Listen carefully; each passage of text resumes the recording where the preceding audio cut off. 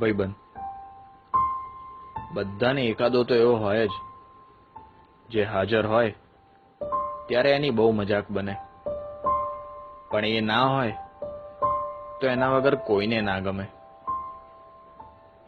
જેને 10 વાગે મળવું હોય તો 9:30નો ટાઈમ આપવો પડે, કેમ કે 5 જ મિનિટમાં પહોંચ્યો એવું તો એનું રોજનું હોય. ભાઈબંધ બીજો એક ભિખારી ભાઈબંધ બી હોય, જેની જોડે રૂપિયા તો બહુ હોય પણ કદી કાઢે નહીં. પાકીટ ભૂલી ગયો યાર, હમણાં તું કાઢ ને, હું તને પછી આપું. અને એ પૈસા તમારે ભૂલી જવાના. બેનપણી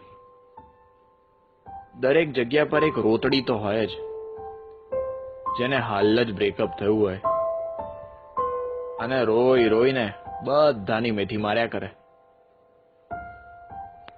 એક વિચિત્ર બેનપણી બી હોય, જે દર વખતે બધાથી આડી જ ફાટે.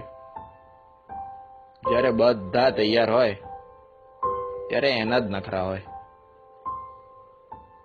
એ બેની જોડે ત્રીજી સેલ્ફી ક્વીન બી હોય, જે કેમેરો ચાલુ થતા જ બતક જેવું મોઢું કરીને ઊભી રહી જાય. બબાલ્યો દરેકને એકાદો બબાલ્યો ભાઈબંધ બી હોય, જેને મારા મારી કર્યા વગર ખાવાનું જ ના પચે. ભાઈ એક મેટર થઈ યાર, અરે તું ચિંતા ના કર, બસ પહોંચ્યો હું. મિત્ર બધાનો એક ફેંકુ મિત્ર હોય, જેની બધે પહોંચ હોય પણ જરૂર પડે ત્યારે એ નંબરની બધી લાઈન કવરેજ ક્ષેત્રની બહાર જ હોય.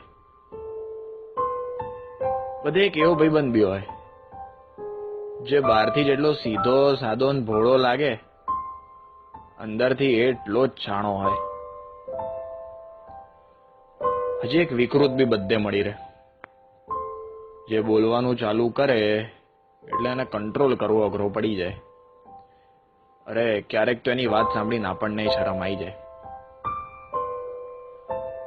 આ બધા તો તોય ઠીક, પણ બધાનો બાપ તો પેલો ગધેડો, જે આખો પ્લાન પોતે જ બનાવે ને છેલ્લી ઘડીએ કે બે મારે પપ્પા જોડે જવું પડશે યાર, સમજ ને.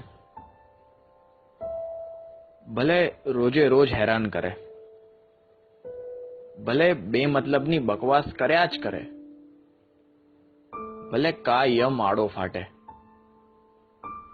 પણ સાચો ભાઈબંધ તો એ જ, જે જરૂર પડે 2 લાત મારીને કે ચિંતા ના કર, તારો ભાઈ હજુ બેઠો છે.